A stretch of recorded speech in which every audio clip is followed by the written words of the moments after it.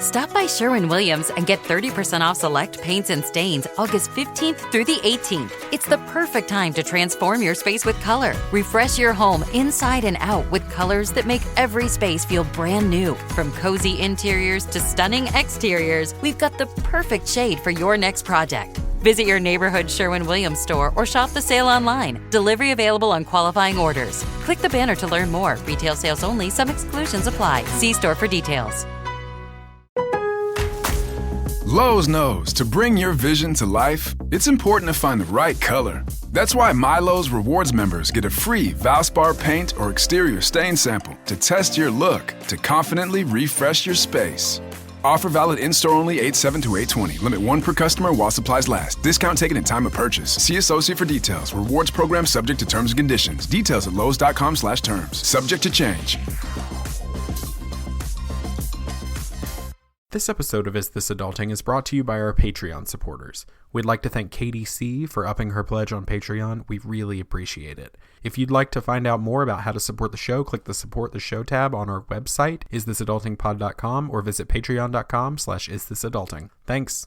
Hey, these are your best friends, Canyon, Lucy, and Amanda from Wine and Crime, and you're listening to Is This Adulting? Thank you so much and enjoy the show. Woo, woo, woo.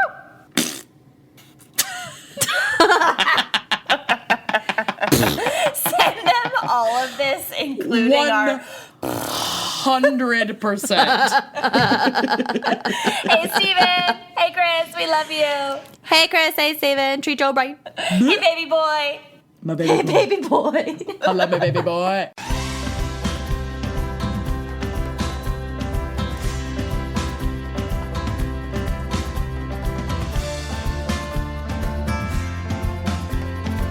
Hey everybody, and welcome to Is This Adulting, a weekly conversation between two best friends navigating adulthood and our struggles with mental health as overgrown man-children. I'm best friend number 1, Stephen Pappas. And I'm here. That's about all I can give you. I'm the second one. Do you have a name? My name is Christopher. Christopher what? Robin. It's Grimmett. Christopher Robin. That's not a Winnie the Pooh voice. I don't know what that is. I mean, it's Sounds like Mickey Mouse. somewhat in the... Oh, yeah, it's... Oh, boy! That's a very different story. Oh, God. Well, as you just heard, we have another awesome guest this week from Girl in Space and the Right Now podcast. Sarah Mickey Werner's Mouse. here. Hey, Sarah Werner. It's Mickey Mouse, yeah. It's Mickey Mouse. He's here. Hi. I was really that was- hoping you would do that. No. I like how Mickey Mouse has a fun accent as well. That's pretty... I mean, I know I'm saying that as a person that also has a strong accent, so I acknowledge the irony, but yeah, I appreciated it. It's good. Hi, I'm Sarah. Well, hey, Sarah. I'm How here. are you? I'm She's so also happy to be here. I'm so glad. We have literally... I'm going to peek behind the curtain, y'all. We've been on the Skype call for 45 minutes, and Why we're are you just peeking now behind recording. the curtain? You're already behind the curtain. You're supposed to provide everyone else a peek behind the curtain. That's what I'm doing. No, you said I'm going Chris, to peek behind Chris, the curtain. Chris. Sarah, can you That give just us a sounds second? that just sounds creepy. Christopher, can I talk to you? I mean, we just started, but okay, fine. Chris, Yeah. can I talk to you? Okay. Where do you want to go? Don't Over you here? dare undermine me. Oh, you're yelling while we're walking, sir. Yes. Don't you dare undermine me while we're doing this show. I'm sorry. I am beautiful. I'm a damn sorceress. And oh. you will not. Yes, you will not. Where did this confidence come from? Actually, I've learned to do that. I've gotten this wonderful confidence from listening to Wine and Crime. Wait, are we talking by ourselves still, or is Sarah in this conversation? I'm confused. I'm I've talking lost. to you. I'm talking Okay, to you. I've lost our. I'm just acting trying for to some tell you reason. where I got this lovely confidence. It's Amanda Jacobson from Wine and Crime, Okay, well, who has deemed herself a fucking sorceress, and I've decided I am one as well. the longer that we stand to the side, it's going to feel uncomfortable for Sarah, who's came onto the show and being very Basically, nice. I'm just saying that I'm the boss, Okay. and don't you ever speak to me that way again in the presence of a friend. I'm sorry. Just don't peek behind the curtain. That's kind of like inappropriate. Okay. Well, a peek behind the curtain. Let's go back over here. A peek behind the curtain for everybody else. Hey, Sarah, welcome back. Sorry. Hello. Hi. We were over there. We were having We a good definitely have conversation. stayed in front of the curtain. Yeah, it was a good conversation. We were just being friends. This bit has gone on too long, y'all. I agree. I very much agree. Yeah, we've been on the call for 45 minutes, so I think my goof level is at an all-time high, but we're going to get into everything in just a second. But first, hey, Sarah, do you want to tell everybody where they can find you on the interwebs and or your home address? I would love to do that. And You're so nice about it. Like, oh, yes, Yes. home address. Here you go. yes, here, visit me at my home. So I live at girlinspacepodcast.com, which is on the interwebs. I also live at sarahwerner.com, which is also on the interwebs. And that's sarahwerner.com. You can find me on Twitter. Oh my gosh, I have so many social media properties. For the purposes of this conversation, we'll just say that I am Girl in Space Pod on Twitter and Instagram. And if you want more of me, I'm on all the things with all of my shows and all of my personalities, so you can find those at my websites. Go to LinkedIn. That's she's most present on that one, right? Oh, you will find a very different version of me on LinkedIn. Ooh, professional Sarah. So I it's like it. headshot Sarah. Yeah. I want to meet Headshot Sarah. I feel like LinkedIn is pretty much the equivalent of everyone. Like when you see like an episode of something like The Bachelor or like a random show where you get like 20 seconds to see a person and they do that dramatic turn while smiling, like the head over their shoulder. I figure like that's what LinkedIn is, with just a couple basic facts really fast. It's the beginning of like a 1990s sitcom where they just smile at the camera and their name flashes underneath. Oh my God. Professional Sarah. Yeah. Occupation, I wish we had those in our professional. life. All right, well, before we get into our segment this week for the podcast for Blueberry, for our sponsor, Chris, we have special thanks that we need to give out. Oh, really? And I'm Chris, not aware of actually, this. you don't know this, Yeah, I don't. but we had a wonderful listener who you heard at the beginning in the bumper, Katie C., who upped her Patreon pledge. So thank you, Katie. Why, thank you, KDC. But also, Katie is getting a bit of special recognition here because she was lovely and sent us a generous, we're not going to talk numbers, but sent us a generous donation to go toward the Mac that I had to purchase out of pocket. She which gave has us really $1 million? She gave us $1 million. Oh She my did God. That's too much. I mean, look, 100,000 I get, but $1 million, I mean, come on. I'm just a guy.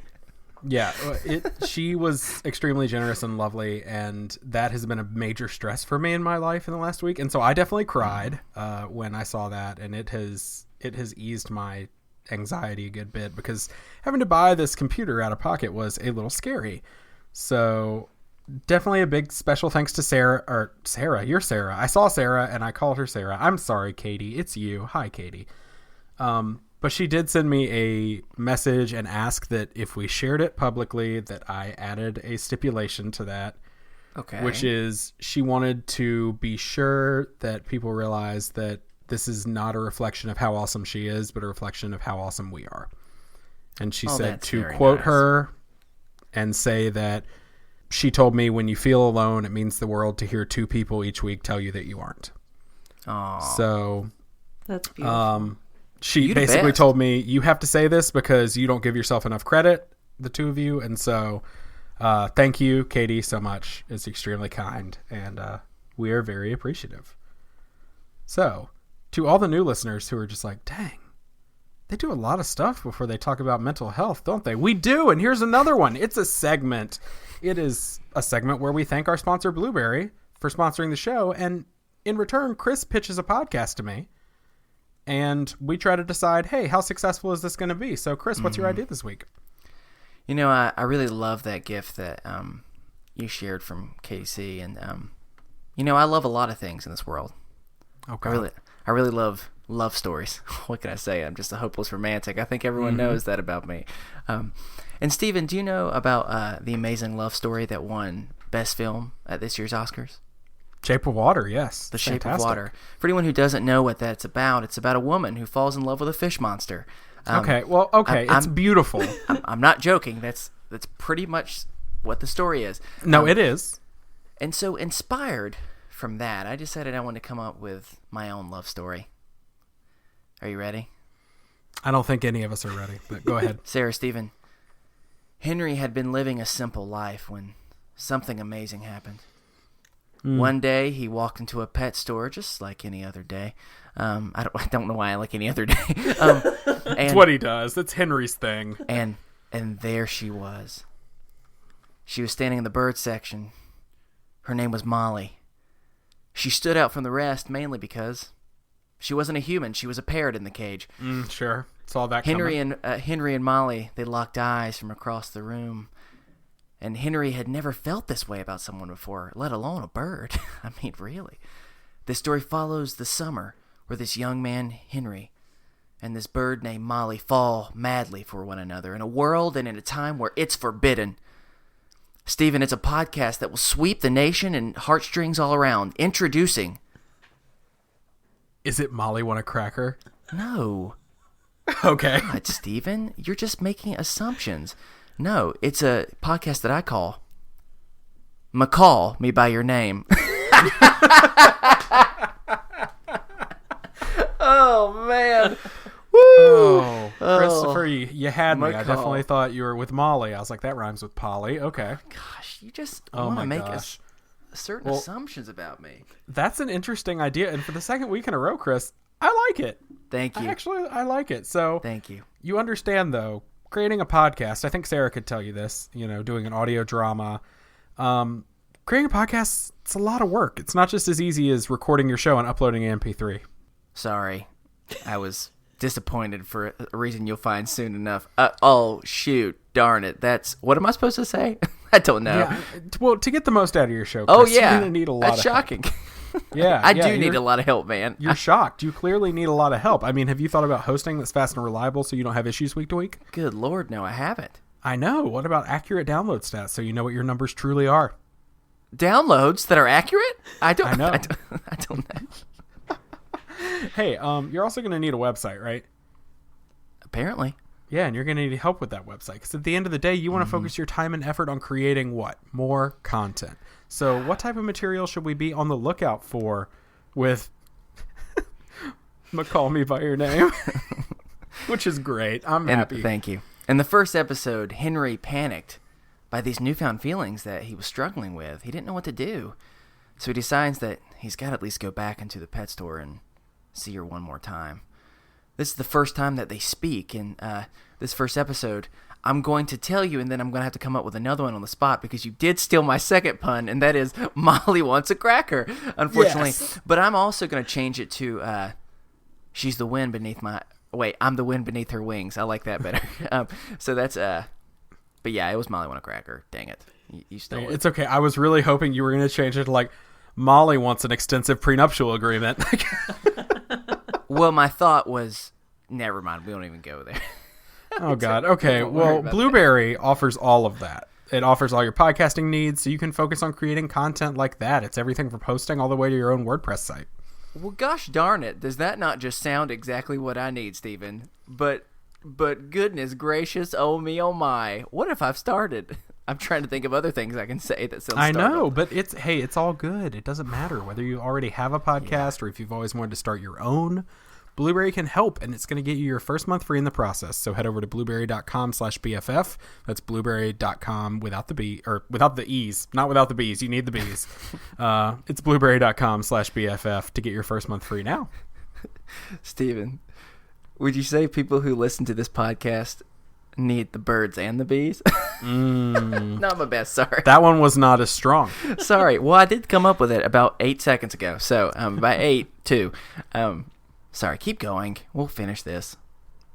Would you happen to have a loyal fan base and you don't want to lose any subscribers? Loyal fan. I do have one of those, and they love me, and I love them, and I don't want to lose any one subscriber. What do you call jerk. them?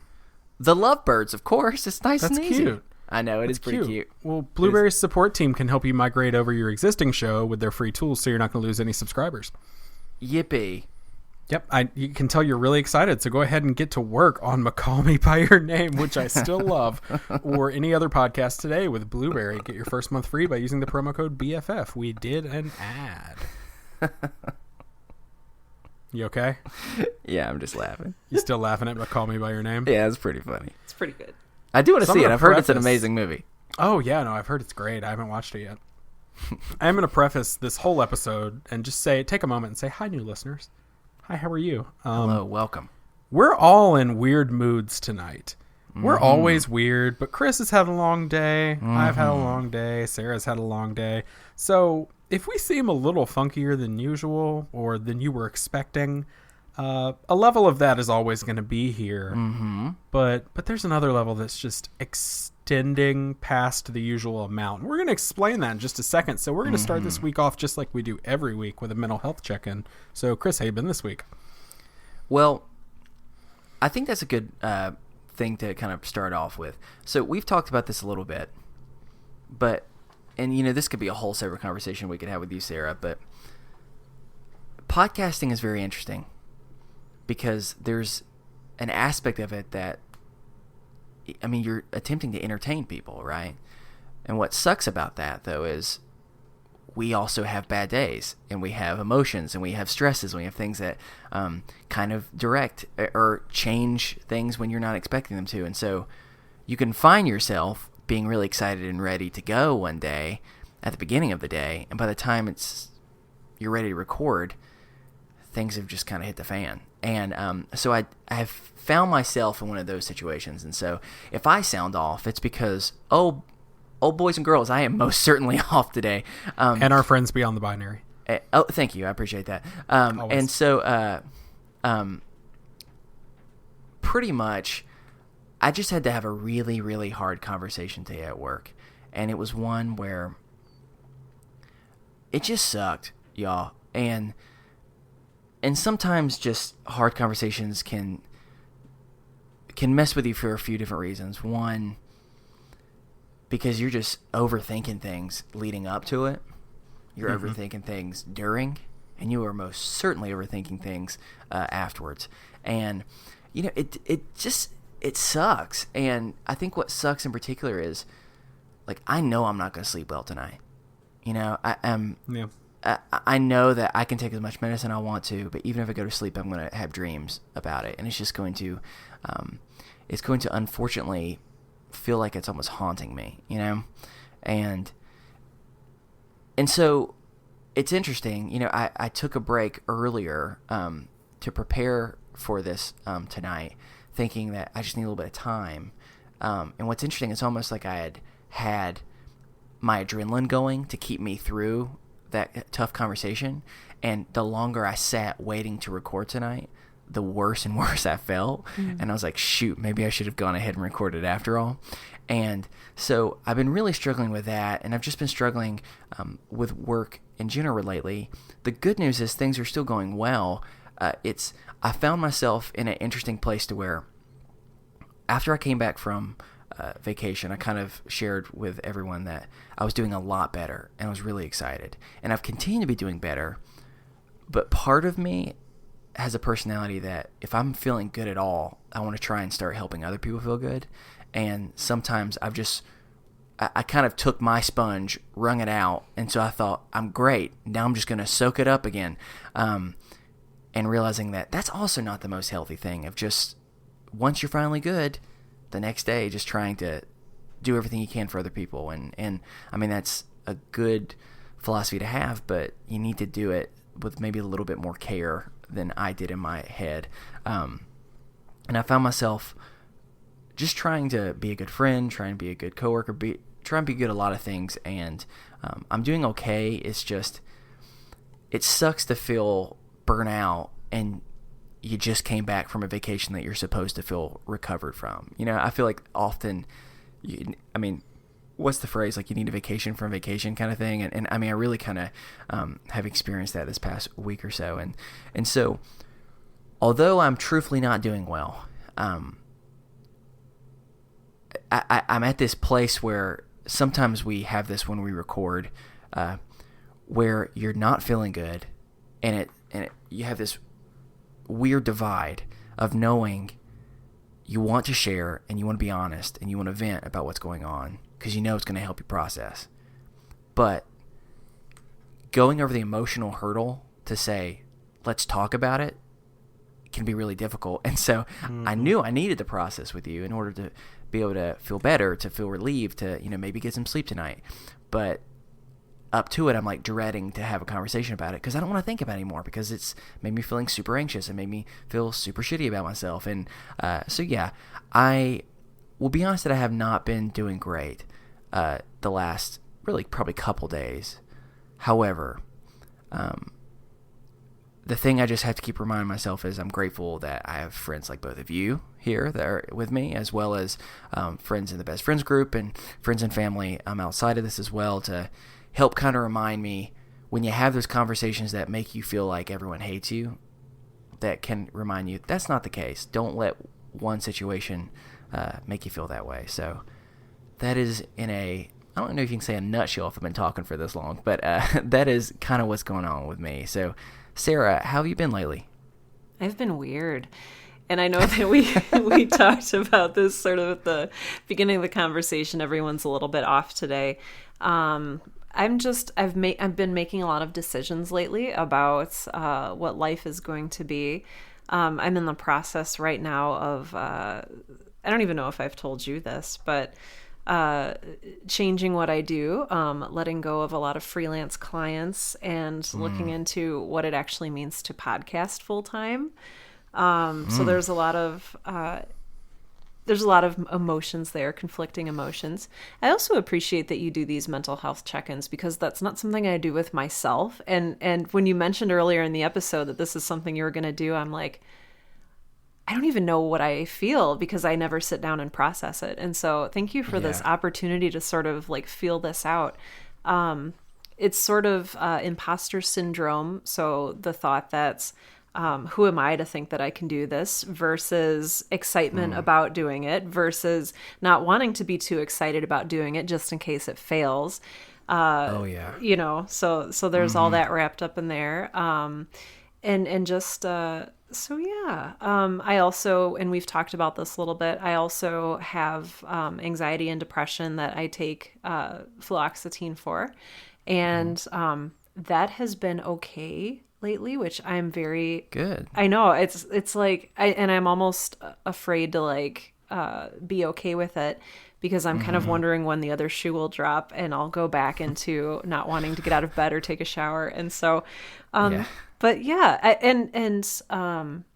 I'm so impressed with what both of you do. I've had those days where, days like today, where it's like I've had 2 interviews, I worked, I did a lot of other stuff today, had some things happen. And then to get on the mic and be willing to put your hearts on the line and to talk to people and entertain people is just, I'm very much in awe of that right now that you can do this. Like, you're so amazing. Thank you. Thank you. Yes. I promise you that we've had conversations with people about this before, of just the thing that I think we really appreciate about the show and appreciate about what we're trying to do more broadly with people is it is incredible how often people interpret bravery or not. I'm not saying bravery, strength, as just being able to be brave enough to say that I'm not strong at all. In fact, I'm quite weak. It's amazing how often people are like, wow, you must be really confident and in a great place if you can tell everyone how bad you feel. And you go, did you hear any of the words I just said? And I mean, thank you for that. I mean, I think there are many times where I have felt what you're kind of talking about of, man, I don't want to do this. Not because I don't want to, because I don't want to face the emotion that I'm going to have to process in a few minutes. But you always end up feeling better afterwards. But you just have to push yourself to do it, which that's the hard part. But I like the accountability of having other people to share it with. It makes me have to be introspective, which is something I've always really struggled with too, is like forcing myself to actually, I know I feel weird, but I'd prefer to not think about that. So I'm going to avoid that thought for the next 3 weeks. Yes. Oh my gosh. Absolutely. So, thank you. Well, thank you for listening that. and inviting me to share. Like, Stephen, do I turn the spotlight on you now? Yeah, exactly. You can. It's the hot seat. Okay. Go for it. I'm in the hot seat now. Steven's been good. And talking in the third person, apparently. Maybe that helps, yeah. Steven feels that Steven's week has been No, I've been good. It's been a good last week. You know, I've reconnected with probably 3 or 4 friends that I haven't spoken to in a while, or at least haven't gotten to really invest time in a while, in the ones I have spoken with. And so I got to reconnect with friends on a few levels. I made a random new friend in a Facebook group online and have had some great conversations there, just getting to know somebody. And so, yeah, I mean, had a good week socially. Everything seems leveled out. I finally got back on the wagon of like eating decently well, depending on, you know, if I'm able to or not, or if I have congratulations, something I need to be doing. That's hard. Yeah, and I've 2 days in a row now gotten up and gone for a run for the first time in a while. Whoa. And so, hey, and if I can get back off my couch and haven't run in 3 months and all of a sudden I can run 45 minutes after no prep time, I'm happy. So, good God. I'd be happy with running for 5 minutes straight. Yeah, I can't run at all, so... Well, I used to run constantly. So yeah, it's just, it made me upset, you know, a couple months ago where I tried to run and I ran for 15 minutes and I was like, ugh. Just based off where I had been, it felt like a back step. So it's nice to be able to have the energy and the motivation to get up and actually do some of that stuff again, which I haven't had in, I don't know how long, Chris, a year? Something like that, but that's all right. Yeah, it's that's been a while. So it's nice to be doing that and stuff. So yeah, I can't really complain. I got therapy tomorrow. I've got my psych the day after that. Far as I know, the meds are going well. So yeah. Chris, what? Sorry, you just remind me of something, and now I'm taking over your mental health check-in, which I apologize. But it's just okay. Really fast, really exciting news. Mm-hmm. I just found out you're a therapist now. Now I wish. I wish I had those amazing skills to be able to help people. So a while back, I had to stop therapy just because it's expensive. And for a while, I had a situation where I was getting some help, which was really great. And then I had to go away. I just found out that my job is providing a new service to where we get up to 9 free therapy sessions. So, I mean, that's not going to solve everything, but 9 is still awesome. And I can spread that out to be able to kind of help. So that was just super exciting. And when you said therapist, I was like, sweet, I forgot I can do that. So that was a good reminder for me. Just another reason, Chris, that I need to come and work for your company. I know I live 2 hours away, but I will make the drive. Just because everything about it sounds wonderful. But well, I mean, KDC just gave us $1 million, so just buy a plane. Yeah, I'll just buy another house up there and I'll live there during the week. I don't know. Is that how expensive? Are planes more or less expensive than $1 million? I don't know. I have a feeling that it's more than $1 million for a plane. When you someone live tweet us that. Yeah, somebody right now. Live tweet us for a thing that we're recording currently.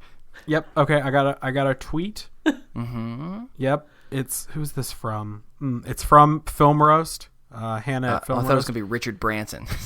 No, it's Hannah at Film Roast because she knows more than most people that I know in my life. Mm-hmm. And she says you can get a decent sized plane, personal jet for $12. $12. Aldi. Mm-hmm. Aldi. She said you know Aldi. what? Aldi's where it's at. It's the brand names. That's what gets you every single time. That's why Aldi's able to. That's good to know. That's why you gotta shop at Aldi. You can get Lucky Charms for like $2 because it's Lucky Farms, and it's just like the leprechaun's just a little different. Like it's great. He's a little farmer. Anyway, he's a little farmer. Oh, I'd buy that cereal. I would too. I'm just trying to think the off-brand of a plane, and that makes me really scared. You should. It's just a hang glider. Anyway, as always, if you have a mental health check-in you'd like to share or an idea of how we can encourage you throughout the week, remember we are not professionals, but you can email us over at isthisadultingpod@gmail.com. And if you'd like it read on the show, just let us know that it's okay to read on the show. We read them on the episodes where we don't have a guest on because we want to respect our guest's time. But speaking of episodes where we don't have a guest on, hi, listeners. So you may have noticed we have guests a lot lately, and we've just had a bunch of best friends come forward and want to be a part of this movement and want to be on the show, and that's amazing. And so we are probably for the foreseeable future, at least for a while, dropping back to one episode with just me and Chris a month, at least for right now, just because we've had so many opportunities to talk with amazing people. And so we want to definitely get you all that content and show you that more and more people are willing to come on and fight stigma and tell you, hey, you're not alone, and talk to you about this stuff. So just a heads up, that was random. But again, we could try and do some like you and me extras, for the Patreons or something. We can try and fit that in a little bit too. So, because we do love just hanging out, just us two as well. But we have so many friends, and that's exciting. All right, well, fine then. I guess that's how we're going to play it. Conceited. We have so many friends. No, anyway. I mean that as one who's not always had so many friends. That's encouraging to have. I know. I'm just being a smart ass. But like I said, you can email us at isthisadultingpod@gmail.com, or you can check out our Facebook group, The Best Friends, where you can talk about anything as serious as you need to talk about in a safe space, or anything as funny as you need to talk about. I have saved more memes to my photo roll on my iPhone than in any other group I've ever been in. So I share them all the time. I send them to my wife. Even though she's in the group, I don't know why I do that. Y'all, I'm rambling. It's been a long day. We're going to move on to our first topic. Hey, Chris, explain this to me, because we've never done this. Yeah, so this is a new idea. It's like a new segment that I wanted to throw out. And I'm testing it on you, Sarah. Boy. Hopefully you'll like it. So she met it with such fervor. She was so excited. I know. That's really encouraging. So here at Is This Adulting, we like to mix things up, and we like to find new ways to be able to find out interesting facts about each other. And so, although we do love each other on the show, me and Steven, although we attempt to function as adults, we sometimes still struggle in some areas, like sharing, for example. And because of that, we often, me and him, resort to calling dibs for certain areas. So in this new segment, I'm going to introduce a scenario of some sort. The most common one would be like stranding on a desert island, right? And then we're going to take turns, us three, only being able to pick one thing, select it from a different category of items. And I'm going to kind of let you know which each one is, just to kind of see what things are important for each other. But here's the catch. What happens if one of your friends, like Steven, for example, picks something that I really, really wanted? Well, I can call dibs, and I can steal it from them. The fact is, though, you can only do that once in this entire game. So everyone gets rewarded one dibs. And you can't dibs a dibs, because that's not how dibs works. Whoever calls it gets it. Duh. If you don't know what dibs is, then go look it up on Urban Dictionary. And then we're just going to kind of see what type of stuff is out there. So here's my scenario. Are you ready for it? Okay, yes. So I am inspired by one of your podcasts, Sarah. Uh-oh. And that is Girl in Space.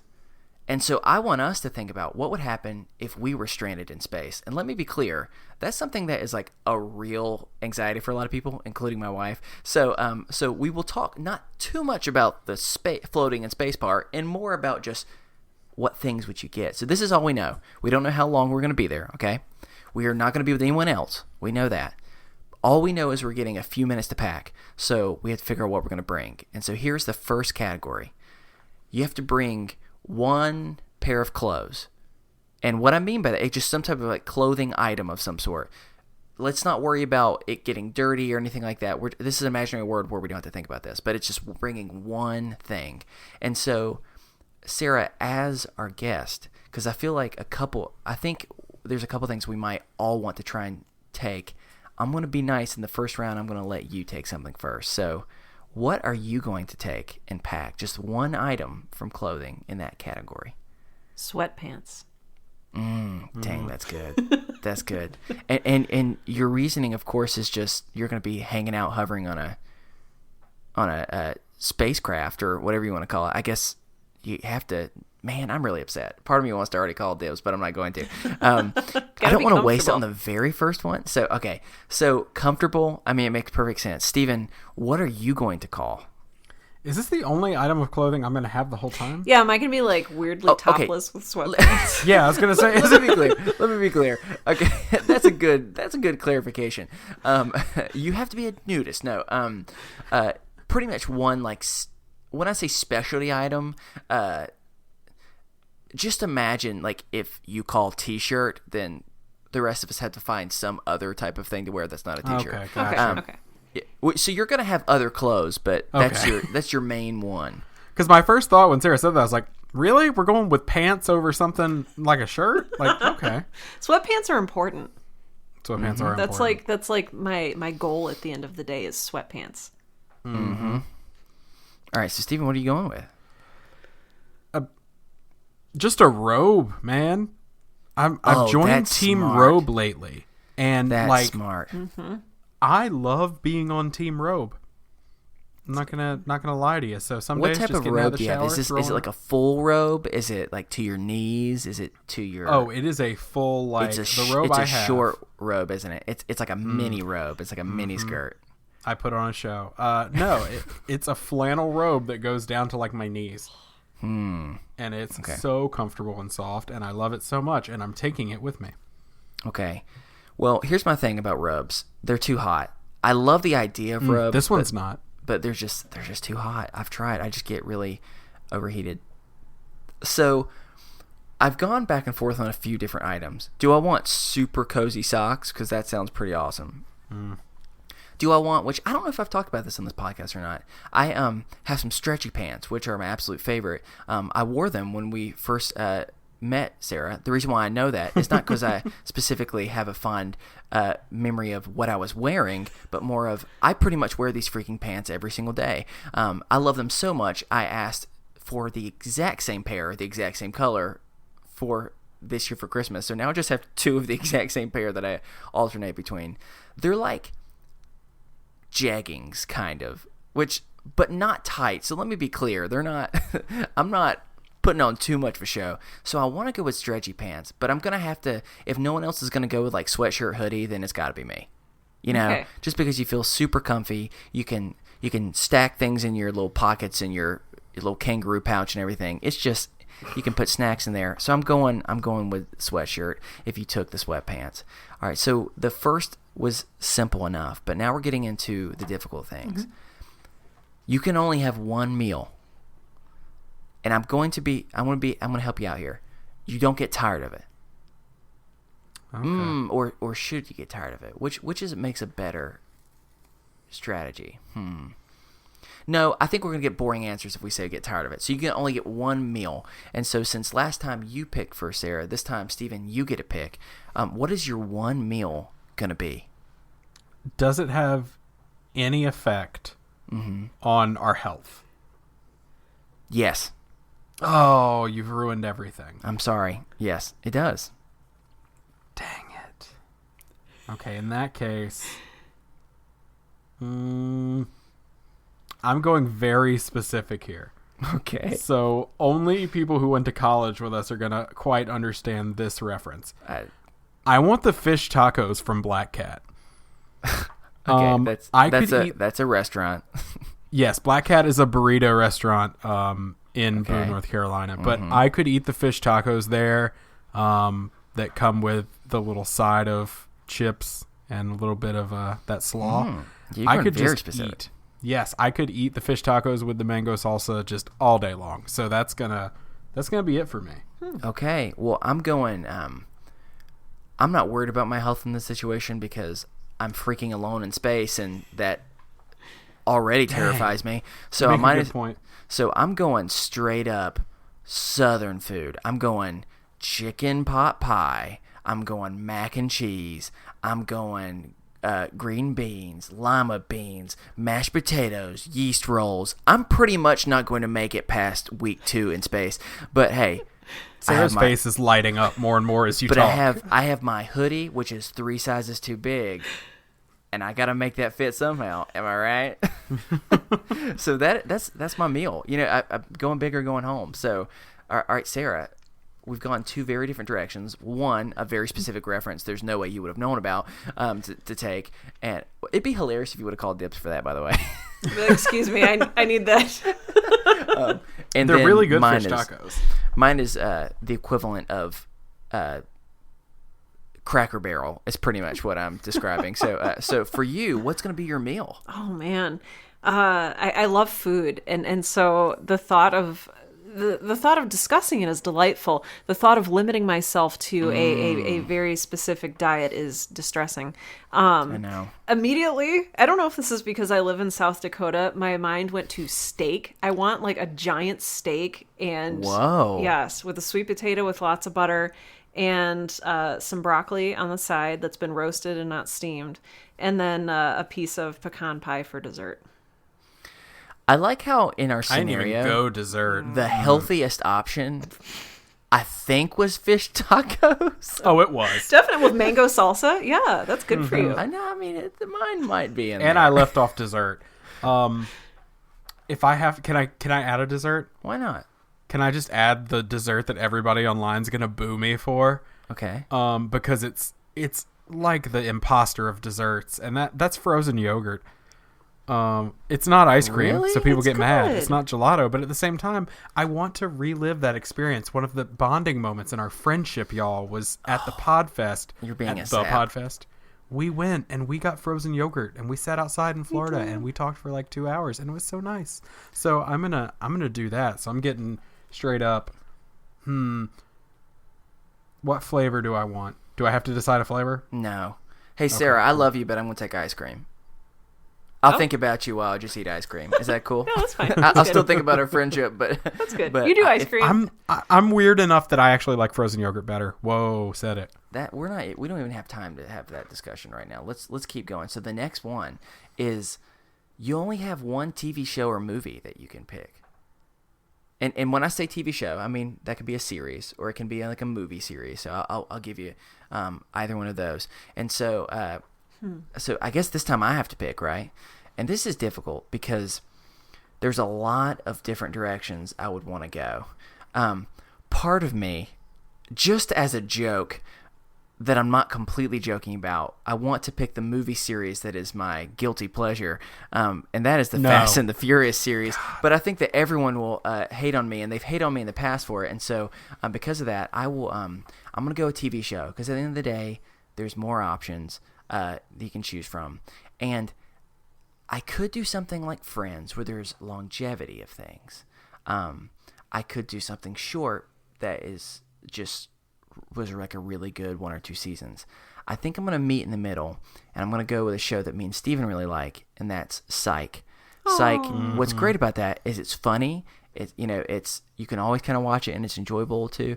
But it's also 40 minutes, so it's the best of both worlds. So it's not just like comedy so often are 20 minutes, and I feel like I want comedy. I'm not sitting there wanting to watch something super, super sad if I'm already in freaking space. And I want something that's not space related because I got that covered. You don't have to worry. And so I'm going with Psych because there's 8 seasons and it's tons of episodes. So that's what I'm going with. All right, Sarah, are you going with a TV series or a movie series? So what's the rule for dibs here? Like if I steal Psych away from you, like what would happen to you? Would you have to choose something new, or like how does that work? That's a great question. One that truthfully I had not fully put enough thought into. If you take dibs, then I guess I have to pick something else. Oh man. Oh, it's just which is fine. Oh. I don't want to be a jerk though. Like that. that's like we literally have a game called Dibs. I think you're fine to. You were given it to steal if that's what you want to do. Initially, I was gonna go with like Buffy the Vampire Slayer because like there's a lot of story there and humor and but I'm gonna dibs. Are you calling I'm it? gonna dibs Psych away from you. All right. Well, while I think of a new one, then Steven, Question. Okay? Go ahead. If she had made a choice, but then also dibs to you, would she get 2 TV shows? I don't know. I mean, we're kind of making this up as we go, so I guess we can Interesting. vote. This Fair is enough. a democracy here. What do you think? Do you I wanna just think it's interesting because dibs, I think, doesn't have to occur on your term or on your turn. I think you can dibs it while they're explaining it. Oh, yes. Because if we're obeying the rule of dibs, it's like, nope, you don't get that. I get it. You're right. So congratulations, you stole mine and you get another one. So now I don't have any TV. Oh, Thank no. you, Sarah. Do you want What am I Buffy gonna the do Vampire instead? Slayer? No, because I'm too scared of that. It's not I'm a- scary. I'm a Nothing about scared Buffy is boy. scary. Okay, you say that. So is your other one Buffy, Sarah? Yeah. No. Okay. Buffy and Psych, and then I'm over here just not watching another freaking day of TV in my life. Well, how about this? You can have like half of each season. Oh, that's nice. You know, I'll just reenact all the Fast and Furious movies myself. I'm gonna have a lot of free time, so I think I can do that. Steven, what are you going with?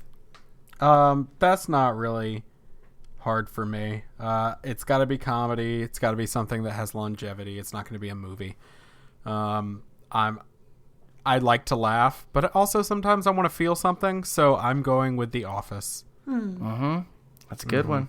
That's a good one. It makes sense. That's a quality thing that you can keep watching. So, all right. Well, this next category. Wait, did you ever pick something? I don't. She stole it. I stole his. Oh, so you don't get anything. And I feel Gotcha. guilty about that. It's too late. Now you have to deal with the repercussions. That's the reality of what dibs is like. TV so watchers' now, guilt. Yeah, and so now I'm going to really need this because I don't have anything to watch, and that is you've got one book. One book. I know that's hard specifically for the person that reads and writes, but hold on, that made it sound like the rest of us don't read or write. To be clear, Sarah, you very much enjoy both of those, and so who's first this time? I think it's Sarah again. Oh, I can't. Oh, jeez. Oh, You got to pick one. gosh. You have to pick one. And I'll say, it can be a series. Oh, like a whole series. Oh, that makes it even harder because I was like, That changes everything. oh, I know it does. because okay, originally, you know what? I'm gonna. Oh gosh, am I gonna do this? I think I'm gonna do this. I have the collected works of Flannery O'Connor, and like that was just where I know that was where my brain went. Who? You're so sophisticated. No. I think it's because of your southern accents. Like I think that's why I went Flannery like it. O'Connor. Flannery O'Connor. And I think that's what mine would be because it would be perennially interesting. It's a ton of like very weird Southern Gothic short stories, and I think that there would be a lifetime of meaning to mine out of it. Steven, this changes everything for you. So I know you want to call dibs on Flannery O'Connor. What if I dibsed Flannery O'Connor? Well, that's okay because I have 2 shows to watch, I guess. So that's Yeah, that is true. That's true. But I also, only you got would the you'd one. have a lifetime of learning ahead of you. That is true. So, from something very sophisticated to my answer, I'm a comic book nerd. We all know I'm a comic book nerd, and you said it can be a series. Yeah. And while I could be just a total jerk and be like, I'm going to take Batman and just every Batman comic, I'm going to pick something that is a concise series. It's not done yet, but in this world, I'm going to say the full series once it's done. Saga. I'm going to tape Saga because Fiona Staples is like my favorite artist and Brian K. Vaughan is like my favorite writer. So I'm bringing Saga with me forever and ever, and I will read it over and over and over again because I'm obsessed with it. And Sarah clearly likes Saga. You had a little freak out there. I'm so disappointed in myself that I wasted my dibs. I wasted it. Psych is a waste compared to Saga. I'm Saga sorry. is so good. Oh, it's it amazing. Wow. is. So you are reading those things, and I was planning on having to pick something else, but if it's wide open, then I'm taking Harry Potter. Dibs. Damn it! I knew you'd pick it, so I didn't pick it. Shoot. So now he now I has Harry have- Potter and Saga. And Saga. Okay. And I have no books or TV. Or you TV. were. I need you to understand. Out of anyone in this group, I think we can agree that if there was going to be someone who was already going to be reenacting a lot of weird things by himself in the first place, it would have been me. Now with no other form of entertainment, pretty much, it's going to be real bad. So, I'm so happy that I could take that away from you. I'm going to have created like 15 different musicals. All different types. One based off Fast and Furious. One off of the Golden Too Girls. Fast, Too Furious. Because I do love the Golden Girls. Wow. All right. Oh, this I'm is just sad. harsh. This is harsh. Well, the good news is, you can't call it dibs anymore. But I don't know if any of the more fun ones. I still can call it dibs. So we're gonna start with Steven this time. Since I have no entertainment, I'm especially going to need this entertainment, and that is you get to bring one pet. What's your pet going to be? And let me be clear, we're going to, in this imaginary world, poop isn't a thing. Okay. Thank you.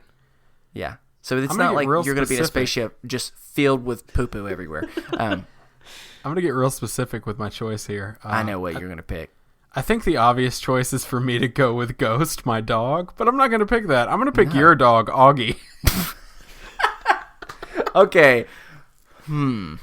So now do you want to dibs your dog and take him away from me, or do you just... I think that, okay, here's the thing. I was waiting for one of you to say dog. And so, yeah, I'm going to dibs. I'm going to take the dog. Because even if it wasn't my dog, I was going to dibs specifically that. If you hadn't dibsed your own dog... Oh, actually, can I say something 2 seconds about my dog? Fun fact. So we're recording on a Monday. This will come out a few days later. A really exciting thing that is good for my mental health that I forgot to bring up in my mental health check-in is today is the 3-year anniversary of the day we adopted my dog Augie from the rescue. Yay. And Augie. Congrats. it has been thank you. It's been a great 3 years. I had lived with some dogs before in my family, but I wasn't a dog person for a long time, and so he made me into a dog lover, and has helped me through a lot of really rough times. He's amazing. Some might say, Augie, I didn't start having troubles until you came around. What are you doing? Are you trying to curse me? But if he's cursed me with anything, it's his adorable love. And so yes, of course I'm taking Augie, especially I will being say I'm the 3-year sad. anniversary. I'm more sad than I thought that I don't get to keep Augie. So here's what's great about this. If I don't get a book and I don't get TV shows why not say it like that? TV shows to distract me, at least I have another companion. Yeah, now you have 2 pets. Oh my God, I do have 2 pets. What do I even do? I didn't even think about this. Oh shoot! All right, I'm going with an otter. I love otters. The fact that my dog Augie and an otter could be best friends. Okay, in this fictitious world where there's no poop, I'm also going to imagine that Augie is not going to freak out that he sees an otter, and I'm going to imagine that they're best friends, and it's literally just going to be a puppy otter potty. Puppy otter potty. No, there's no potty there. I told you. It's going to be I'm changing my tune. I don't need Psych. I don't need Harry Potter. It's just me, my dog, and an otter. I didn't mean to rhyme. Let's bring it down real quick. That's so perfect. In this imaginary world, do the animals live forever? Oh, why would you do that to me, you son of a bitch? No, I'm serious. I was wondering. Man, I feel like here's where I'm at. I feel like from the food answer I gave earlier, where physics and laws applied, that I should be consistent. But I've had a bad day, and I don't want to think about that, and so I'm going to do the opposite. And I'm going to say, they live forever! Cool. In fact, our souls are so combined that we all live together. And when one of us goes, we all go. Oh. Okay, that sounded a little bit more... The life expectancy of dogs and otters is not that long, so no thank you. No, but they're connected to a different life expectancy. And we're going to be best friends forever. And we're going to just go to sleep every night cuddling. Me, a puppy, and an otter. Beat that. Sarah, you choose. Choose elephant. Why did I use my dibs so early? I want this All right, snuggle party. What are you going to get? Well, I have cats at my house. One of the problems is that I was tested last year. I am highly allergic to my cats. So I probably should not be locked on a space station with something I'm highly allergic to. Absolutely no clean air. Yeah, no way you can escape it. That's a problem. Yeah. Maybe if they don't poop, they also don't shed, and I don't know. It's maybe asking too much. Okay, this is also very weird, but maybe this is just where I am today. You started talking about steadfast companions. I started thinking about those amazing, like, giant tortoises. Oh my gosh! Because they would live a long time, and they would just be very calming. I feel like it would be a very calming experience, but it wouldn't be snuggly, and so that's when I started kind of like backing away from that. No, here's the thing though. So I don't know if you're familiar with this popular TV show from Nickelodeon, but there was this show for a while called Hey Arnold, and one of the most wonderful episodes is when he both becomes the companion of and frees a large sea turtle from this horrible place that was taking care of it. And it was wonderful, and I wanted a giant sea turtle for a long time. And so I think that's a pretty amazing situation. I love it. And also, like, when they eat food, like, their head comes out and it looks like a person who has a sock puppet on their head, on their hand. Like a grumpy old man. Oh, just eating some lettuce. Okay, so that would be my eternal delight. Man, goodness gracious. All right, we're down to just a couple more. So, electronic. Now, obviously we have a TV because you have TV. So I'll give us all that. So one more electronic beyond that. It can be anything. It can be related to entertainment. It can be related to something else. Steven, I think it goes with you, right? You're first? No, I went first last time because I picked doggy. Oh, so it's me. Well, this is easy enough, and since no one can call dibs, it's very exciting. I need some type of entertainment, so I'm bringing my video games and my console. I mean, it's only fair. You've taken everything else from me except for my two lovely fluffy animals. So, yeah, I'm going to just take video games, and I'm going to get real good at some stuff, y'all. I'm gonna become the master. Now, I can't connect to internet, so I can't do, like, live or anything, but that's okay. I'm going to dominate. So, quickly, this is becoming pretty amazing. I'm going to sit all day, eat chicken pie, mashed potatoes, and mac and cheese, cuddle with a bunch of fluffy animals, and then play video games. Oh, God, I've created my heaven. You know, I was about to say, your nightmare scenario has very quickly evolved. Mm-hmm. Oh, it's becoming a beautiful...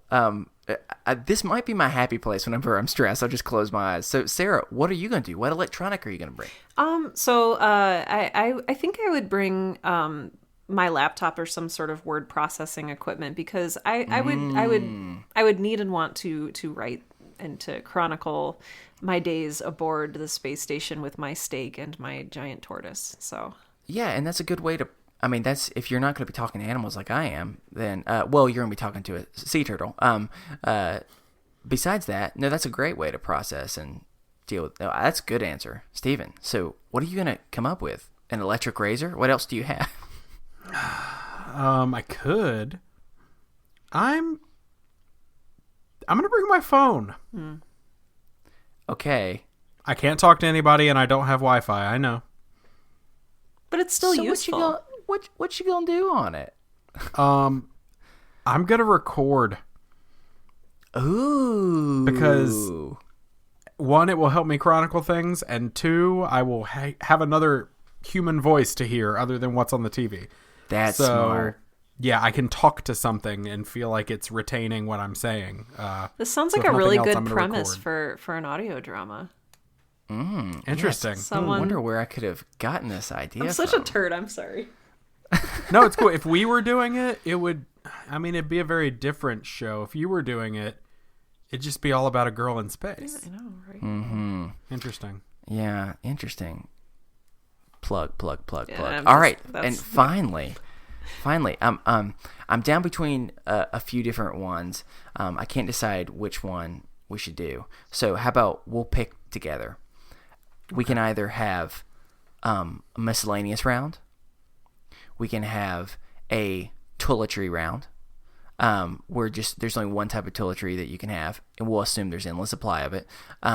Or 3, a picture round, and that's some type of picture. Whatever fun picture that you'd want. So which one are y'all thinking? Which one are you liking? Toiletries. Toiletries, yep. I feel like that's like kind of important. I'll be honest with you. Y'all both had a fun smile on your face, and I was like, oh, they're thinking about what picture they want to bring. Nope, apparently they're thinking about TP. All right, so I think, Sarah, it's you, and we've all used our dibs, so whatever happens. Oh. What toiletry are you going with? I'm going with soap. Mm-hmm. Sorry. Okay. I'm going with soap. I get it. Steven, what are you going for? Just because those fish tacos are going to get kind of boring, and I'm going to need some other taste. I'm going to go with toothbrush, just so that I can at least there's some minty, like refreshing goodness on the side. You mean including the toothpaste? Well, yeah, of course. Like Does it not come with the toothpaste? No, I was just laughing because you're like, I want to take a toothbrush because it'll taste like mint. I just imagine. Oh, no, yeah. You eating with the toothbrushes. All right. You know, this has left me with a couple things I could do. I could go toilet paper, which would be a pretty valuable thing to have. I could have deodorant so I don't smell. But I'm actually going with specifically dandruff shampoo because everyone, your boy's got an itchy head. And I could not even imagine attempting to live without dandruff shampoo because I would be scratching. I mean, who would scratch more, me, the puppy, or the otter? It would be like just a constant. I mean, it'd be kind of cute, but it'd also be gross. So I'm going with dandruff shampoo if I had to pick one. You're living with a puppy and an otter, dude. I would have brought like clippers in case you absolutely need to get rid of fleas. I've made my decision. Maybe please don't like dandruff shampoo. We'll make it work. I've got a lot of time to figure it out. So with that was just my Girl in Space inspired thing, just to figure out what is a priority, what's interesting for you, and all of those we took very different directions on some of these, except for when you stole my stuff. But hey, it's okay. But I hope you enjoy your books and your TV. I'm going to enjoy my multiple furry animals. And with that, all right, I'm good. What's next, Steven? Well, we're going to take a quick break, but we'll be right back with more Is This Adulting? Hey everybody, best friend number 1, Stephen Pappas here, breaking in with your weekly podcast recommendation. So this week we are recommending Hanalyze This, which I have absolutely fallen in love with. So Hannah Hart, wildly successful, Superfly, very amazing, and her best friend Hannah Gelb, her middle name is Ruth, discuss life, love, and the pursuit of happiness in a frank and no bullshit manner in this self-help podcast that just can't help itself. I have fallen deeply in love with this show, y'all. Every week, the two Hannahs sit down and they have like a new self-help like fad that they've decided they're going to test out. And they test it out, they give their honest feedback, whether they agree or not, on the podcast. And it's just a load of fun. I love it so very much. They talk a lot about mental health, and they are very open and honest, and that's something I respect, is just how genuine they are. So definitely check them out. You can find them on Apple Podcasts or wherever you get your podcasts, and you can check them out at HanalyzePod on Twitter. Back to the show. All right, it's game time. Woo! Chris's favorite part of the show. And most people are going, wait, wasn't that a very long game? No. Think of it more as a thought exercise. It's a conversation starter, so to speak. No, this is actual game where points are given out, and someone will win and someone will lose. So Steven, he has a history of being pretty competitive and wanting to destroy every guest that comes on. So Sarah, I speak for all of us out there when we're cheering for you, for our own confidence sake. So this is a game, we've played before. And, my wife has recently just started learning Spanish for a class, and she's been doing a great job on that. And it made me think, we haven't played Lost in Translation for a while, and so I want to play that. So this is the rules for anyone new, or for you as well, Sarah. I take a popular song from sometime throughout history, and I take it on Google Translate and translate it into like 45 different languages. And then I come back to English and we see what weird thing has come out. And you have to try and guess which song did this line come from. And then at the end, I will read to you the translated version of this new song. So the first one, and we need a buzzer, don't we? We need some type of, give me a different word in a different language, Steven. Whatever you want that to be. Jumbo. Jumbo? That's from Too Fast, Too Furious from a while ago. No. Or Too Fast, Too Trivia from that thing. Remember when I said Jumbo? What does Jumbo mean again? Hello, right? Okay, so that's yours. That's Swahili, correct? Yep. All right, so what random word in a different language are you going to use for your buzzer, Sarah? Hola. Give me anything. I don't know. I'm just going to say this right now. That's completely fine. I know English very well. I don't know many other languages at all. So that's okay. Everyone knows English at least one or two other words, and that's what's important. So your buzzword is going to be what you've just said, and you get 2 points if you get it. If you miss it, the other person gets a chance, a 50-50 chance, so they get 1 point. if they were to get it right, okay? So I'm going to read this quick line, and then from there, I will read the 3 selections, and you choose which one you think it is. All right. So the line from the song is, "You are the weakest I have ever seen." So it's a really upbeat, just truly just wonderful compliment they're giving. It's, "You are the weakest I have ever seen." Is it A, No Scrubs by TLC, B, The Joker by Steve Miller Band, or C, You'll Be in My Heart by Phil Collins? Who is going to guess? Hola? You're the weakest I have ever seen. Oh, okay. You sounded not super sure, but that's okay. Which one are you going with? I'm going to go with C, You'll Be in My Heart. The answer is unfortunately not C. I'm so sorry. It's all right. So for the point, you can choose between No Scrubs by TLC or The Joker by Steve Miller Band. Steven, the line is, "You are the weakest I have ever seen." Which? The Joker. Congratulations, you got a point. Is it "You're the cutest thing that I ever did see"? It is. So just to remind you, I took just part of the chorus of "You're the cutest thing I ever did see. I really love your peaches. I want to shake your tree. Lovey-dovey, lovey-dovey, lovey-dovey all the time. Ooh wee baby, I sure show you a good time." It's slightly different now, everyone. It's now, "You are the weakest I have ever seen." Instead of "I really like your peaches," it's "I like fishing." I don't know how that's happened. It says "I want to shake your tree." Now it just says "You want to feel it." That sounds like a very unfortunate threat that I am not in support of. And instead of lovey-dovey, lovey-dovey, it's now "Seeing love, love, love, love will always come." What a confident thing, though, you know? It went weird for a minute of saying "You want to feel it," but then it comes back around and says "Love will always come." That's inspiring. And finally, "Ooh wee baby, I'll show you a good time." It's now "Wow, honey, you have to show a good job." It's really going back and forth from or insult to compliment, threat to inspirational thing from a fortune cookie to somewhat misogynist kind of weird creepy thing. Yeah. So, but I mean, who knows that much about Steve Miller? I don't really know. But congratulations, Steven. You got the first point, but it's still anyone's game. Do not worry. So the next one, are you ready for this? Mm-hmm. The line is, "Everyone who wants his heart will come to you." What a strange yet beautiful, haunting line of "Everyone who wants his heart will come to you." Is it A, "Eye of the Tiger" by Survivor, B, "My Heart Will Go On" by Celine Dion, or C, "When You Wish Upon a Star" by Disney? I actually realized Disney? The public domain? From Pinocchio? Yes. So everyone who wants his heart will come to you. What a beautiful and scary thing for someone to tell you if you were walking by them in the streets. Anyone can guess at any time. Which one do you think it is? Buzz in. Jumbo. Steven, which one is it? it? When You Wish Upon a Star? You got it. Oh my God. Is it "Anything Your Heart Desires Will Come to You"? Well, let's just read some of this and kind of see what is going on. So, here's the part I took. So, "When you wish upon a star, makes no difference who you are. Anything your heart desires will come to you. If your heart is in your dream, no request is too extreme. When you wish upon a star, as dreamers do, fate is kind." This is the new version. It's a little bit weirder. "If you want the star, this does not show you who you are." "Everyone who wants his heart will come to you.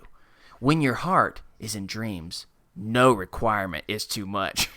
If you want the star like a dream, goal is good."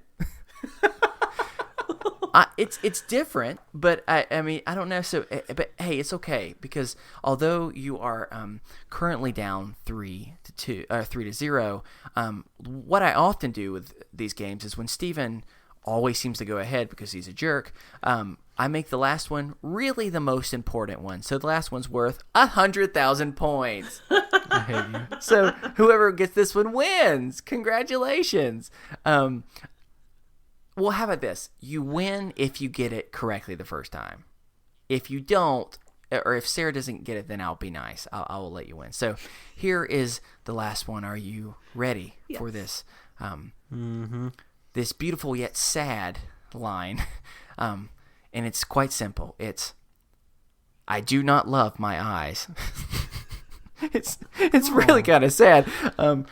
Is it which one of these songs? Is it A, Strawberry Wine by Deanne Carter, B, Hollaback Girl by Gwen Stefani, or C, I Don't Want to Miss a Thing by Aerosmith? It's I Do Not Love My Eyes. Who will get it? I do not love my eyes, no I don't. I'm pretty much doing a weird version of Jeopardy. Oh, Just I didn't know. Jeopardy? Is that what that was? I do not love my eyes and I don't love yours. All right, someone's got to buzz in. Jumbo. All right, which one is it? I think you're misleading me with this one, but is it I Don't Want to Miss a Thing? God, you are in my head tonight. Good That's Lord. what I was going to go with, but I thought it was too close. I thought you were misleading me. Yeah. I know. See, that's what I do. Sometimes I make it seem misleading. Sometimes it's how you have to mix it up. Steven, you did the clean sweep. That's okay. You're wonderful. Yes. Sorry, Sarah. I love you. Let me read to you some of these beautiful lyrics from I Don't Want to Miss a Thing. The original lyrics are, I don't want to close my eyes, I don't want to fall asleep, because I'd miss you, baby, and I don't want to miss a thing. Because even when I dream of you, the sweetest dreams would never do. I'd still miss you, baby, and I don't want to miss a thing. That's pretty sweet. Let's see which is sweeter, though, this one or the new translated version. I do not love my eyes. I do not want to sleep. Because I remember you are my darling. There is nothing left.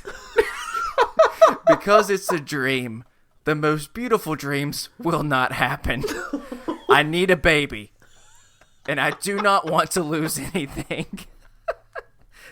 I need a baby. So, most of it is a very sad poem that just turns into a strange request of, I need a baby. Excuse me, sir. I need a baby. There's a few things I need to tell you, sir. One, I do not love my eyes. And two, I do not want to sleep, so don't even you dare ask me. But I do need a baby.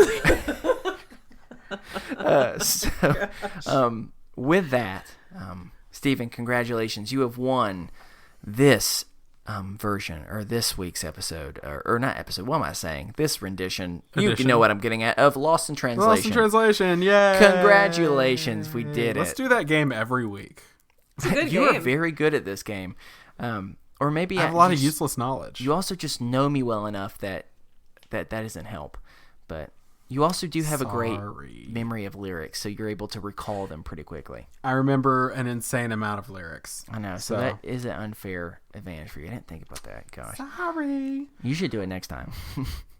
That'll be fun. Since I have no skills with remembering lyrics. All right. Challenge accepted. All right.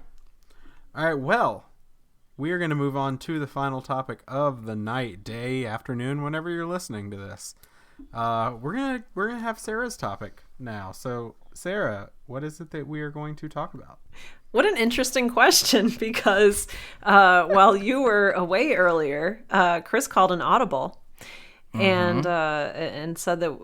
So initially, we were going to be talking about expectations versus reality, because I think that there's a lot to talk about there with how we get let down, and how we let ourselves down, and how we need to reframe the way we think, blah, blah, blah. But then we started talking while you were away about both of us have very recently had some very difficult conversations. And so I think that might be what we're talking about. Mm-hmm. Yeah, we changed it on you, Steven. It's unacceptable. We're going to have a difficult conversation that we've changed the topic. Hey, look, It's I'm now a having one difficult right conversation. now. We are. No. All right, we did it. That's the topic. Have a good night. I want to talk with you both about this, because part of where a lot of my anxiety has come from over the last couple of years, and a lot of my depression of having to just refigure out life when I didn't expect to, was based off of a lot of very difficult, awkward, painful conversations that caused me anxiety leading up to it, knowing I knew I needed to have a conversation, but I was just afraid to then realizing I can't hold this anymore. My body is clearly telling me you're going to fall apart if you don't do something. And then have the conversation, which is very, very hard in itself. and then you leave and you have like 2 seconds relief, and then that immediately goes from relief of sweet, it's done, to oh my God, it's done. What does that mean? Do these people hate me? All these type of things. And part of me feels like the more difficult conversations you have, it gets a little easier. But in some ways, I'm realizing the more you have, it's just a painful reminder of the scar that you have to keep coming back to. And even if it might be a little bit easier in the moment, I felt more anxiety each time I have to have another difficult conversation, because I'm carrying all the baggage and pain from previous ones. And then afterwards, I think about it longer, because I may not think about that specific conversation as long, but I play every single one I've had and it becomes the equivalent of greatest hits, but the opposite of a CD I would never want to listen to, like one of the newer versions of the now, that's what I call music CDs. And it's just a painful reminder of things. So I'm just want to ask you some questions about how have you processed that in the past? What has worked for you? What things have definitely not, because I've definitely found a lot of those things that don't work either. So yeah, I'm just kind of curious from y'all's perspective, some thoughts. I love the fact that you're even bringing this up, and I love that you are talking about it in a way that they do haunt you. They haunt you, and there's, for me, I always think, okay, I'll just get this over with and then I'll never have to do this again. And like, that's the mentality I take. But then you do have to do it again, and it sucks. And I feel like one conversation should just fix all the problems, and then I'll never have to do that again, when really they keep happening. And it's a little, that's even a little frustrating in and of itself, is that like, oh man, I thought I fixed this already. Why do I have to deal with this again? So. Yeah, I think the thing in particular that is hard is the more difficult conversations you've had, for me at least, in my mind, I find myself at a weird odds of, I know what's going to be best is for me to go ahead and get this over with, because the anxiety that I'm building in my head and overthinking about it for the next multiple days, if not next couple weeks, is going to be worse. It's the pulling off the Band-Aid type of thing. But it's this weird thing of, that's what's better for you, but you don't want to enter back into that pain, that painful reminder. And that's kind of where I've been at, to where, you can have a really good week and things are going well, and then one thing comes out of the blue, and I think the part that hurts the most is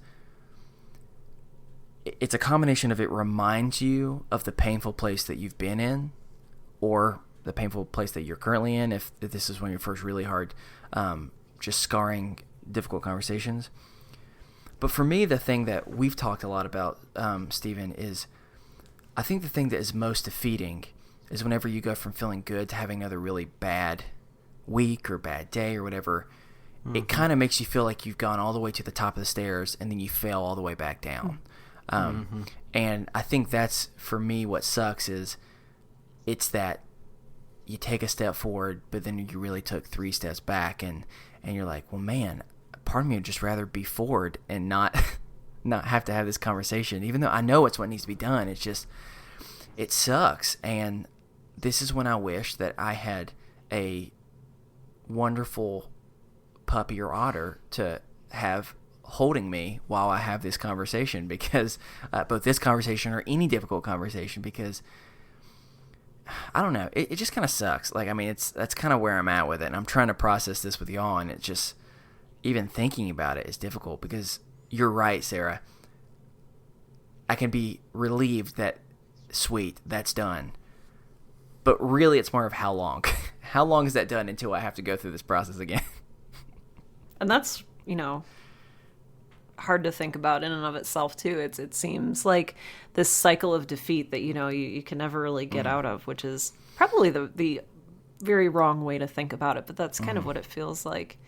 I have a similar problem where I guess I'm an optimist, and I always think that something will happen that will magically sweep me away from the situation. And if I just wait long enough, then I won't have to have the conversation, or it will fix itself or heal itself, or whatever situations do. I'm also a people pleaser, and you kind of alluded to that earlier too. Like, I'm terrified that people will dislike me, but sometimes you're in a situation where you need to have a conversation that ends a relationship, or sort of puts limits on a relationship, or where you know, there's a number of work situations that can be like this too, where you have to do that. And I hate being forced into that, because I want to live in this, you know, beautifully unified world where everybody loves everybody else. And that's, you know, maybe a little naive, but, you know. Yeah. I mean, I'm with you. Like, I think as a person that Steven would agree that I'm definitely not only optimistic, but probably sometimes both overwhelmingly and also unhelpfully optimistic, because I don't always give other people the space they need to be able to be pessimistic or to be realistic. And so I've recognized that about myself. But it's interesting how optimism can be like a really awesome tool, but it can also make it worse, because you can keep telling yourself, this is going to get better. Things are going to be improved. We can make it work out to where we don't have to have this difficult conversation, and it ends up extending it and making it worse because you didn't fully communicate what needed to happen. And I think the thing for me is usually difficult conversations end up, if you have any type of stress related to, you know, people are going to hate me, or even if it's not that, even if it's, I know I have some friends who they struggle not with, are people going to hate me, but feeling guilty that they should feel more guilty, you know, of being like, I know I can come off super hard and super just cold, and that sucks because that's not what I mean to, but I know that they and everyone else probably sees me as not like compassionate enough. And so I think, you know, that way people can struggle as well. And it just sucks to know that it's not that I don't want people to, I'm fine if people don't like me. For me, what is weird is I want people to not like me if they understand who I am. And if the things that I'm passionate about, the things I care about, they don't like, well, then there's not that much I can do about it. But the problem is usually I try and find some way if there is something else I can do about it, and that's usually not the case. And so I surround myself in negativity, and for every one person that doesn't like me, I forget the 20 people that love me, you know? And it's just amazing how that's how the brain works. And it's unfortunate. I mean, I know we've talked about this with social media before too, of that's a perfect example of, and you know, I'm not on it the way that y'all are, but it's the same type of idea. You can have a bunch of friends, you can have people saying that they care about you, they can tell you happy birthday, they can call you, all this type of stuff, and then you get one person that randomly says something horrible on Twitter or something, and you forget about every bit of love and compassion you were just showing, and all you can think about is the big poopy face. I'm sorry for using such crude language. I apologize. Like I said, I'm having a rough day, so I had to go for the sailor talk, you know. Steven, how about you? I mean, I know tough conversations brings out a different feeling for you than it does for me, because even though I hate them, I still confront them to some degree. I know that you struggle in a different type of way. How are they for you? I hide. I do everything to avoid the tough conversation, including convincing myself that it's a me problem. And that, it's something wrong with me, and I don't really need to have this conversation. I just need to fix whatever's wrong with me and manage it. It clearly isn't the other person all the time. That's my life. Yes. I was going to say, Sarah looks like she's like, preach. We are the same. We are the same. Yes. Yeah, that's so me. I always assume like, I gotta have this conversation. Clearly, I've done something to upset this person that's causing the problem. And so if I could just figure out how to not upset them anymore, that'll be fine. And that comes down to ideas about self-worth and value and all the things that I work on in therapy. You know, the things of like, I'm a burden, I'm a problem, I'm annoying, I hinder people's lives, I hinder their joy. And that's something I deal with. And, I've gained a lot of confidence in the last few months specifically. So, like, I'm not dealing with that as much, but it's still an issue of just, like, man, talking about, like, serious, heavy things or having conversations that I really don't want to have still make me uncomfortable, especially if the other person, and maybe this is selfish, but if the other person is taking time to process, but they seem like they're not being receptive, I immediately shut down. I'm just like, this person is not hearing me, or I'm not handling this properly. And again, it goes back to, oh, this is a me problem. Something is going on and I can't seem to fix it, because at the end of the day, I just want to fix the issue. Like, I just want to fix the problem. That's me. I'm a fixer, I guess. And so, like, if I can't fix a problem, it drives me insane. And so when I have to have conversations, I shut off. And what's weird is I have conversations that I think are going to be serious, like difficult conversations, when they really aren't, because I convince myself that something is wrong in my head. How many times have we had a conversation and you're either tired or you're doing something and you're just not quite 100% focused? Me? And yeah, definitely. And I'm convinced that you're upset, that I've pissed you off, that I've done something, that's the end of the podcast, that our friendship is over after 11 years of whatever, just because I did something wrong. And so I convince myself that, like, oh, it's me. It's a me issue. And when really I have like a nightmare about snakes, so I didn't sleep very well. And that's all that it is. Exactly. But that's me. I'm a scaredy cat. Like, I'm scared of that side of anybody when they get less bubbly or they're not as warm and comforting for a moment. It's, we've talked about it on the show before. I joke, it's business Chris, quote unquote. When Chris is serious about something and getting an idea across, he may be fully cool and positive and all is well, but in my head I'm like, oh, he's mad. Oh, I did something. And so, like, I make conversations that don't need to be difficult conversations into difficult conversations, and I run away from difficult conversations that I actually need to have. So basically, I process everything in an extremely unhealthy way. Oh, I do too. I absolutely do too. Oh my gosh, that's so revealing that you just said that. Twinsies. Yeah. Thank you for sharing that. I recently had something like that happen, and I just convinced myself that I was the problem.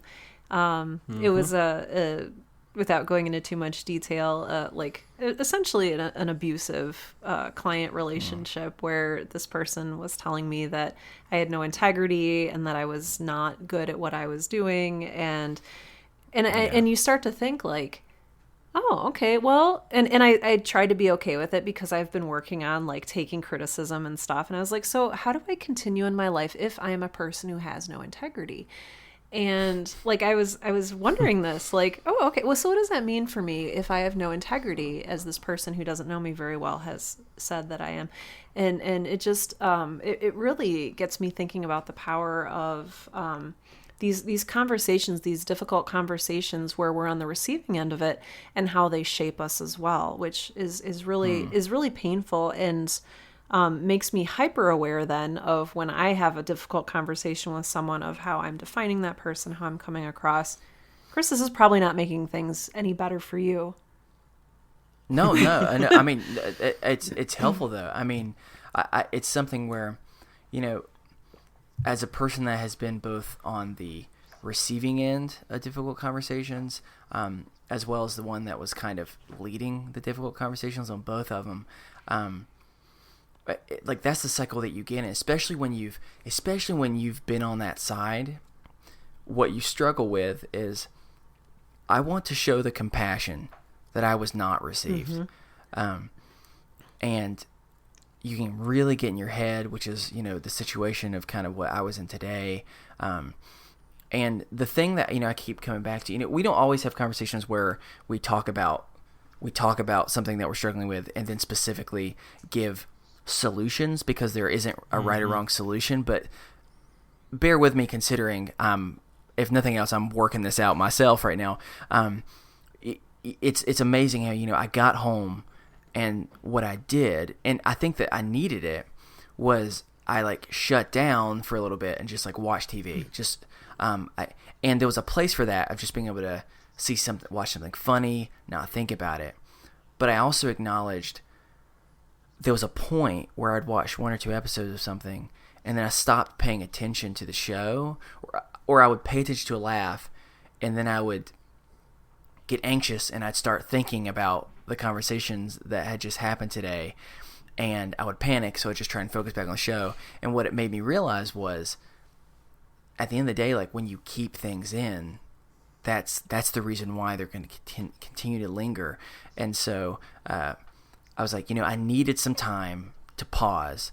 But how often have you, because I know I've done this, I end up using like a TV show, Netflix, or movies as the thing I'm trying to get my mind off of stuff, but all that does is pause my anxiety and stress. It does not necessarily help. It is a temporary medicinal stop, and as soon as I stop watching, it's like, and play back to how you're feeling. And it does not always, it's not effective. And so, like, I've been trying to find ways when I'm in these situations of like realizing that there's not one thing I can do to care for myself, but it's like stages. It's like, all right, I can't emotionally process or talk right now because I've just been talking and it was very difficult. So I'm now not going to think about it for 30 minutes just to give my brain a chance to stop. And now that I've done that, I want to sit, I want to think, and I want to process with my friends. Because it is amazing. And we've talked about this on the show before, and we will continue to talk about this because I've just realized how powerful it is to speak something out loud, because when you speak it out loud, it loses its power over you. You know, when you keep it in for a long time, it will. It reminds me of this thing that my 6th grade teacher said that I always have remembered back in like the days of where it's like talking about bullies and things like that. And they say, if someone really, really upsets you, and you continue to spend time talking and complaining and whining about what they've done, then they've won because they're in your head. And I've always thought about that. I'm not just saying that's perfect advice, but more of just reminding me of it's only if I allow it to stay in here and have power over me is it going to keep affecting me. The only way I'm going to sleep is if I process it out loud, if I stop giving that power, that pain, that scarring and wounds from my past the luxury of staying in here. Sometimes just venting it out, sometimes a good cry, a good yell, this is a little bit more vulgar, but a good poop, any of those things, sometimes just getting rid of it makes the difference in the world, and so yeah, that's, I mean, thank you for letting me process and stuff again, but it's just something that,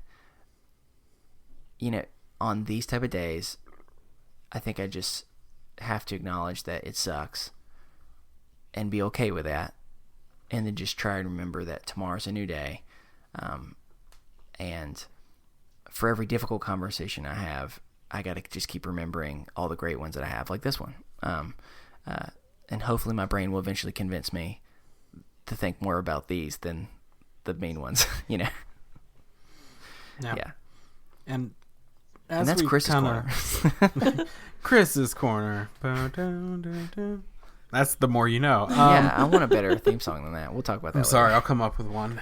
So, as we kind of wind it down, I do just want to say, Sarah, stopping your sentence mid-thought and saying, I'm sorry, Chris, this probably isn't helping you, is the most Stephen Pappas thing you've ever done. We are very similar because I was just like, that's me. Yeah. I'm surprised I didn't do that at any point. I think it's just because I don't care if it helps Chris anymore. Oh, thank you for your wonderful, loving compassion that you show. I'm just kidding. I love you. You're my beautiful, beautiful boy. All right, well. No, you can keep going. That'll be an extra Patreon episode of him just complimenting me. Oh my gosh. I'll do it. I will do it. All right, well, if you'd like to send us a topic for discussion or a mental health check-in, or if you have anything else on your mind, you can send that to us over at isthisadultingpod@gmail.com.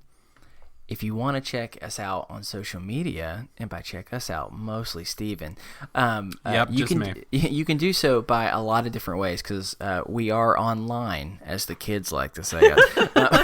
Please stop. On the Facebooks. And notice I said Facebooks. That's you have to say that if you're older. Include the and then make it plural. That's how you know that you've done something good. But we're on everywhere. We're on Twitter at @istthis_adulting. If you want to check us out there. If you'd rather be on Facebook, there's 2 different things that you can find us on. There's our podcast page itself. Just Is This Adulting Podcast. But more importantly, the group that we'd really encourage you to be a part of is it's like our online support group / meme sharing group / venting group / a whole lot of stuff. It's called the Is This Adulting Best Friends. If you have any trouble finding it, you can go to our website at that's our Twitter, isthisadultingpod.com, and you can find out ways to do it. But it's a really, really cool, safe place on the internet when there's not usually many out there, just to be able to talk about good days and also talk about the hard things too. When you can't talk about anywhere else. And so we'd encourage you to do that. And then when you're on our website, check us out and doing some other stuff. We have show notes from previous episodes where if we talked about something crazy that you want to look for yourself, go and look at it on there, or previous games and things we've done. You can find our merch store that has everything from our Is Adulting main shirts to some of our fun things like Self-Care is Sexy or other types of stuff like that. On shirts, mugs, whatever you can print on, I think pretty much they have. Not everything. You can't print on a dog. Don't print on a dog. But and then finally, if you just want to get in touch with us in any type of way, we're looking to break the stigma around mental health. We're looking for people to know that it's okay to be flawed. And flawed. I said that in a very southern way. My Flannery O'Connor accent. But we're all flawed, and the only way that the world's going to realize that and be a lot kinder to each other is if we know that. Mm-hmm. And so we're looking to spread that awareness, and you can help us spread that by subscribing to us on podcasts. You can give us a rating, a review, whatever it is, to help share, spread the word. We'd appreciate it.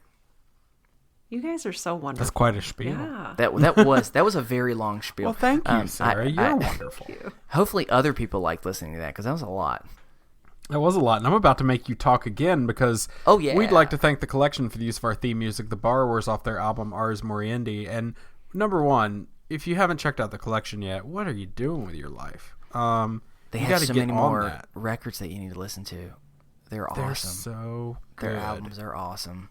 And they're wonderful for letting us use their theme music. And they're also going on tour. And Chris, you have more details? Y'all, if you've not listened to much of the collection, let me be clear. This is not just because I have one of my best friends. He's been on the show before in this band. I told him before that it's super awesome to be able to have a friend that plays music that you legitimately just absolutely love, and there's not even some kind of like, oh, that's totally great, I want to hear more of that recording. No, this is the case. Like I genuinely love their music, and they're amazing musicians, and their lyrics are meaningful. Many of them have struggled with the same type of things that we talk about, and it's just a beautiful thing to be able to do. And they are all over the place, y'all. They are touring throughout the month of April into the very, very beginning of May. And I'm going to list a bunch of different states. And if you're in any of those states, you need to go check them out, because there's tickets available. Go and order online. It's not much at all, and you're going to be able to see an amazing show. So if you are in North Carolina, Maryland, Pennsylvania, New York, Ohio, Wisconsin, Minnesota, Illinois, Indiana, Ohio, Tennessee, Arkansas, Alabama, Georgia, South Carolina, Georgia again, and North Carolina again. Y'all, that's in 1 month.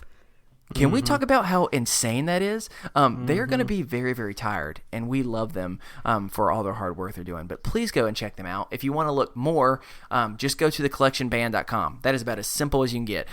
You can order tickets. You can find out where they're going to be. Most of them are in major cities that are easy to be able to get to.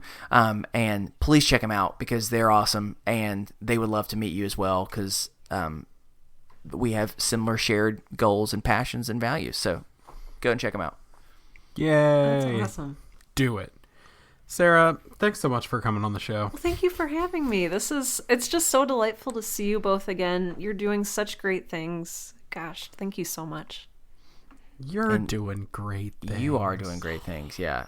You guys. Like, you are creating awesome stuff. Well, thank you. Like I told you off air, it was so nice for me to be able to experience, like, I had your sticker on my water bottle, and for one of my friends to be like, do you listen to that podcast? I love that show. And I was just like, she's my friend. Like, I was so excited to be able to say that. It's so delightful. Gosh. Yes, keep doing what you're doing. Thank you. The same to you. You need to remind us. What you have 2 different things that you're doing, right? I do. Remind it. Let's Yeah, do one more exactly. plug so everyone can remember. Oh gosh. Well, I have the Right Now podcast. That's WRITE, and it is for aspiring writers, creatives. Even if you think you're not that good of a writer, I would love to encourage you. That's what I do.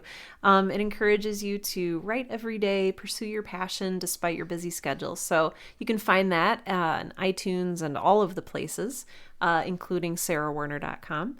The other project I have going on right now is Girl in Space, which is a sci-fi mystery audio drama that's done kind of well. I'm kind of excited about it. It's Kind of well. What are you talking about? It's great. It's doing kind of well, and I kind of love it. And it's just it's been a way for me to process a lot of what's happened in my life. It is slightly autobiographical, but not 100% because I am not in space. But you can find that again pretty much anywhere that you find podcasts. Like Is This Adulting? And you can also check it out at girlinspacepodcast.com. Check it out. We binged like the whole thing on the way back to Florida. It was awesome. Thank you, guys. Chris may or may not have made up lyrics to your theme song every time based on whatever the episode That's title was. actually a fun fact that we should talk about later that I forgot about. But she has awesome intro music. That's just a powerful ballad, and I just came up with different words every time for it because I was pumped. So It's amazing. This is amazing, and we need to record this. And yes, this. we're gonna do that later. That's an exclusive just for your Patreon supporters. That's all they want is to hear from 2 goofs over here when they could be getting good audio drama content. All right. Well, that is going to do it for us here this week on Is This Adulting? I've been your best friend, Steven. I've been your best friend, Chris. And I've been your best friend, Sarah. And remember, kids, be happy, stay healthy, and go hug someone. Because you never know. They may be in need of a baby. Of a baby. God, I was hoping that was going to come back. Yeah, of course it is. It is. All right, bye, everybody. Have a good week. That was a stupid baby noise.